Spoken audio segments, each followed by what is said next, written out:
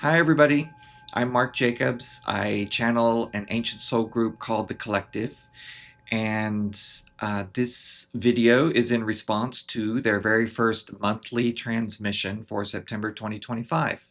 If you have not had a chance to take a look, please do. It's called A World on Fire on my YouTube channel at Mark of the Soul. I wanted to take some time to respond to a few of the themes that I heard throughout that transmission. I had known about the title for some time. I knew there were going to be monthly transmissions, but I did not know what was going to come through for A World on Fire. It sounds ominous, but I also discovered that there's a lot of hope threaded throughout. So I hope that will be one of the takeaways that you have, as well as how you can respond to our world, which feels like it's on fire. All right, so let's dive in. The first of the themes for me, was how much it feels like the Earth is spinning out of control, and it is spinning a bit faster. Things feel like they are accelerating, that is for sure. Time seems to collapse in on itself. There is a lot occurring, and our little dog is walking through my backdrop here. She has made her appearance, it seems. But there is a lot happening across the planet. There is no question about that. And it can feel like it's intense. It can feel crushing. It can feel draining. It can feel all kinds of things. But this spin, this feeling of spin, is by design so that it moves us as a collective humanity, or individually, but as a collective humanity, into a greater sense of awakening, of awareness, of moving into and from our most authentic place, our deep self, our deep, truer self. So I encourage you to respond to this sense of crushing timelines with a deeper dive into yourself, some stillness, some ways in which you can connect with yourself and others. It's really important right now. So allow this spin, this sense of chaos, this acceleration to do what it's designed to do, which is awaken your higher self, your soul, at this moment. We've all come into this experience for this reason, for this purpose. Whatever our individual purpose is entirely up to you. We are sovereign beings, we have free will, but we are here incarnated at this time by choice. And so we might as well come together and create the world in which we want to live. Part of the spin is the awareness by so many, except people involved in these systems and institutions, but there is a sense of collapse. It really cannot be ignored. It can't be ignored, even as we watch it on TV, wherever it is we find our information. It cannot be ignored. There are governments that are unable to function, our own, specifically here in the United States. There are other governments around the world. There are governments, or there are nations at war, largely unprovoked war. There is institutions, the judicial system, the legislative system. They cannot keep up. They do not know how to function in this new world, in this new earth that is emerging. And so there's a stifling, a sense of no momentum, a sense of conflict for sure. I am right, you are wrong. This is all, the split is really all in design. It's by design. And I think where it mostly shows up is in our media, our national media, the corporate media, the cable media. They just can't keep up. They don't know how to report on all of this any longer. Their principles don't stand up anymore. They don't know how to share information that is helpful. They certainly don't know how to participate in any transformational stories. These little quips at the end of their broadcasts, the good news and all that bullshit. That is, yeah, that's nice, but it's really not about transformation. What is happening now on the planet, the energy that is coming in, the shift that most people on the planet are feeling and want to have and want to experience and want to participate in. Where are those stories? So there's a sense of disorder, and this disorder is really clearing space for the new ways of being, for how we want to respond as individuals, as a collective, to building and restructuring and reimagining, re-envisioning a new earth, one that is equitable, fair, abundant, one that is about community and sharing, one that allows us to be in a different dimensional space. We are evolving there regardless of who wants to try to stop it. And so the leaders, many leaders, are run amok right now because they know they can. They know they can. So that was another theme, that when power operates without accountability, we can see this now. There is little, if anything, that the rest of the world, that other leaders around the world, that regular people so far have been unable to rein in or stop. And because those leaders who are running amok have realized this, they're going to continue to do so. But the idea is that the more they continue to do so, the more we are on to them. And the more we say, we don't want that. So they're building their own lower vibrational vortex, if you will. And the rest of us are waking up to how we want to respond, the actions we want to take, the authenticity we want to introduce into the world at an individual level and at a collective level. This is all around the world, not just in our country, but all around the world. This is happening. And so how do we respond to a world on fire? This was another theme. And so whether it's literal fires, literally burning across the globe in various areas, our West Coast, for example, is on flame every year for extended periods of time. Or are they figurative fires? You could argue that Eastern Europe is on fire in war. The Middle East is on fire in war.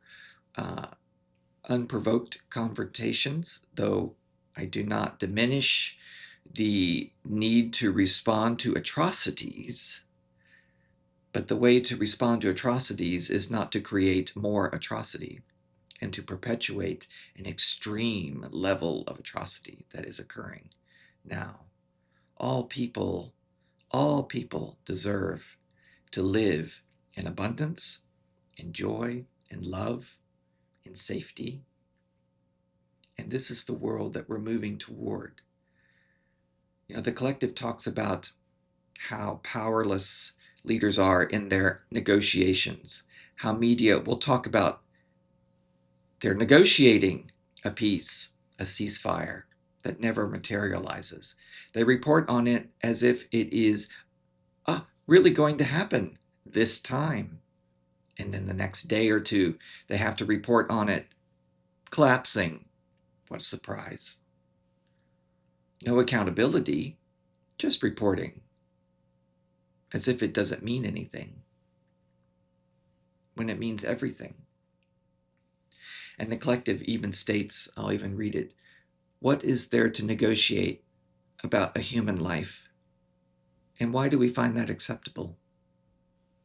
Why do we find it acceptable to negotiate about human life or any life form?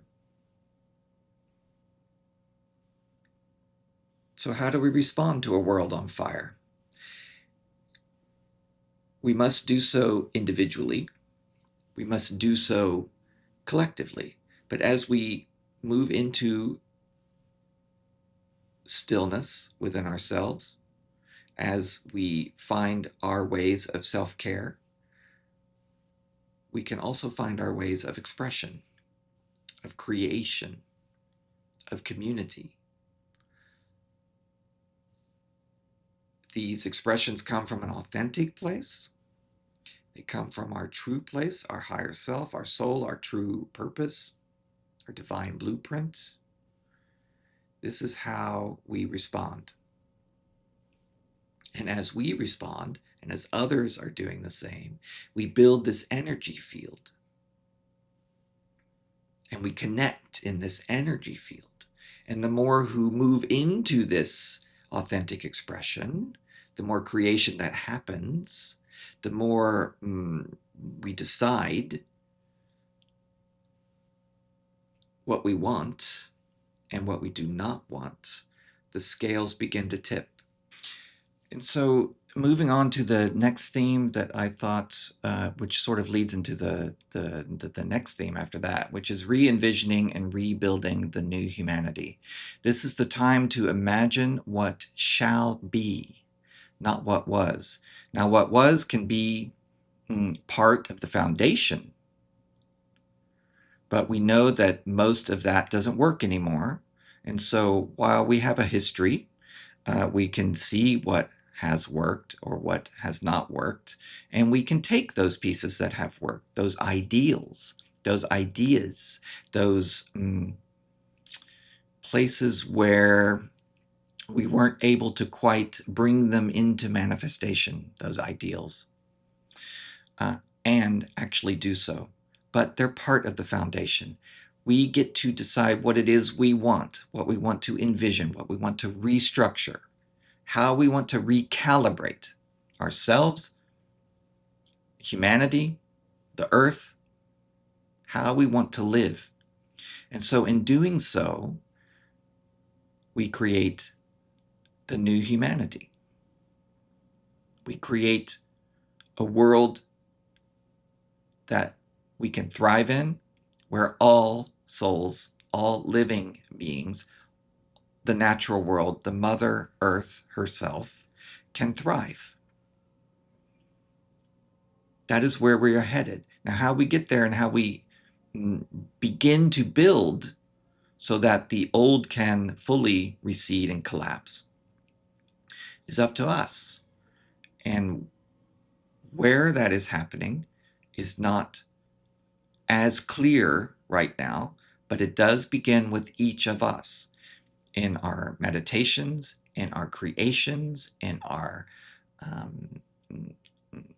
decision making, in how we choose to live day to day, in the energy that we want to vibrate in and with and take into our daily lives. So it begins there. And the more of us who are moving into that space, the next theme, which is the scales of consciousness are tipping, as more people step into higher vibration, the higher vibration of love and compassion, the collective field shifts and tips the scales. So the lower vibrations begin to recede. And every small awakening ripples into the collective field, assists in this planetary transformation. There's really nothing more to learn or to get, to buy. There's nothing more to acquire. All knowledge, all wisdom, all that we need is already within us. There's only more to reveal. Now, you can do this by working with someone who is a channeler or a tarot reader or a coach or a mentor or an astrologer, in whatever way that works for you. You can certainly seek assistance from others. Find a meditation group. Find a movement group of some kind. put yourself into being an activist. We need that physical energy on the ground as well as the energetic energy. Find opportunities to be part of a community so that your energy can be shared and uplifted. I would also say be active about inviting your joy, inviting love, inviting compassion, inviting a sense of playfulness into your experience, and be willing to share that with others. You can be discerning about who you share it with, but be willing to share that with others. And so rise in your power. Integrate your power that you are working with and in. Be the energetic frequency that you want to be. It is infinite. You are infinite potentiality. Your energy field is vast as you want it to be. It takes a little bit of trust in yourself to begin to allow yourself to expand. Trust yourself. In fact, I wrote about this in my Substack that posts today, in fact, which is Friday, August 29th. My Substack is Many Paths Connected, and I wrote about trust today. I often write about trust, and the collective often talks about that trusting yourself. That trust we have to build with ourselves and with our higher self and with our guides, that we walk this path. We take the first step, we take another step, we see what resonates, we move forward from there. And in fact, there's something I wrote about this that I'll just share right now. We are not being asked to fix everything. We are being asked to reimagine the world we want to live in from a place of authenticity, to find the way, your way, our way, that brings coherence into a world on fire, that we step into the flames with our light, our energy, our authenticity, our collective imaginings. And for some, that's activism, as I said. For some, it's creativity, it's art, it's writing, it's doing this type of work, it's sharing a message, it's holding space in silence, connecting in energy, building community, living truthfully, living at our highest vibration. There are as many responses as there are souls. And here's what matters. When enough of us say no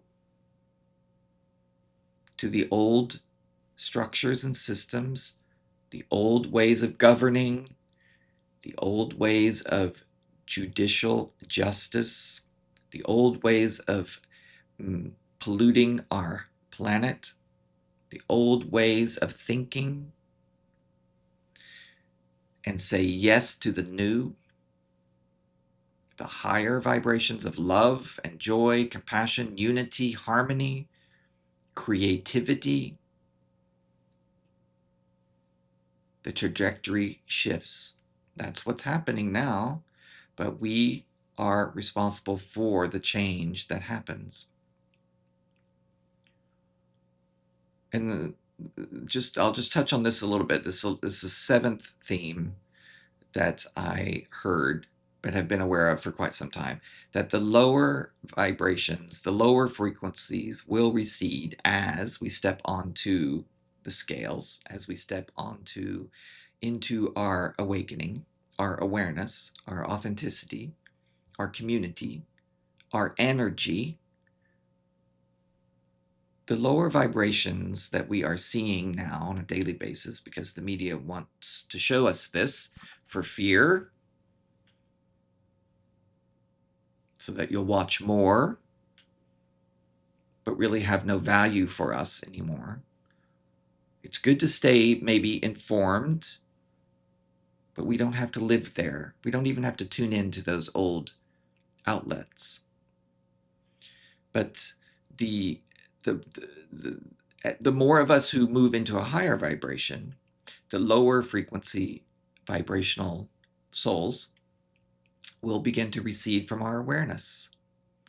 It's a split right now. It's very clear. It's very clear that there are two obvious universes going on the planet. There are many more, but there are two obvious ones, light and dark, if you will. But I don't seek to judge. I don't seek to label what is happening at a lower vibration. It is simply moving us into a trajectory of higher vibration, of love, of joy, of choosing what we want. So those in that lower vibrational field are propelling us into a different reality. That's the wokeism is not a thing for the lower vibrations, but their constant discussion about wokeism only makes it the awareness about being awake and awakening and a higher consciousness only more obvious to the rest of us. How important it is. And so it's projection. It's projection.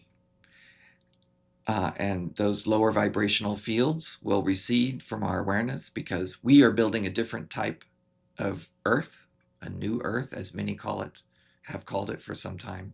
Eckhart Tolle, Pam Gregory uses that word, that way to describe what's coming and what is happening now. Many do. A new humanity. So they will begin to recede. Some of those in the lower vibration will say, hey, wow, I rather like what I see. It's filled with light, color. It's vibrant. It's a different world. I think I want to awaken too. And so they make the leap. We pull them up. And those who choose to stay where they are will be on their own path.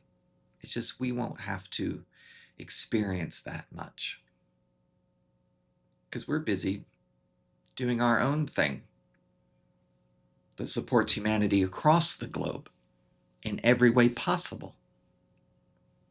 Every way possible.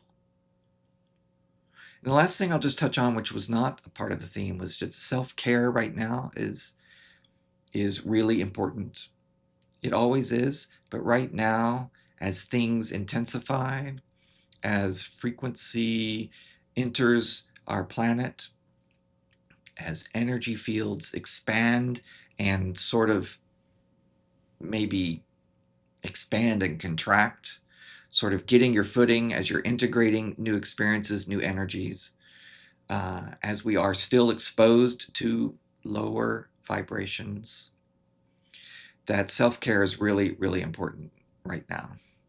And that can be hydration, nourishment, movement, meditation, stillness, creativity, laughter, purposeful playfulness, tending to life, doing what you need to do to take care of yourself, your loved ones, your animals, the earth, nature.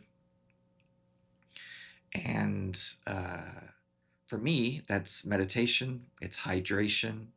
I've been exposed to new sovereignty protocols, to new energy clearing protocols. Thank you to Karen Ross, who is a wonderful coach in New Zealand. And it's important because that's where my frequency is going. I'm no more special than anyone else. It's just that's where I'm choosing to place my attention, my consciousness, my energy. My creativity, my authentic self is leading me right to this moment. And I want to maintain my sovereignty, my energy. I want as pure and clear energy as possible. Uh, I nourish myself as appropriately as I can, though I do love strong coffee and I love sugar. I love sweets. I love croissants. Mm. Oh my goodness, chocolate. Nothing like it. I play with our dog Sophie. I cuddle with her a lot, give her lots of kisses, hang out and hug my husband. I share with other like-hearted soul travelers as often as I can. These are ways in which I stay grounded while I'm able to soar as well. So I encourage everyone to find their ways. Um,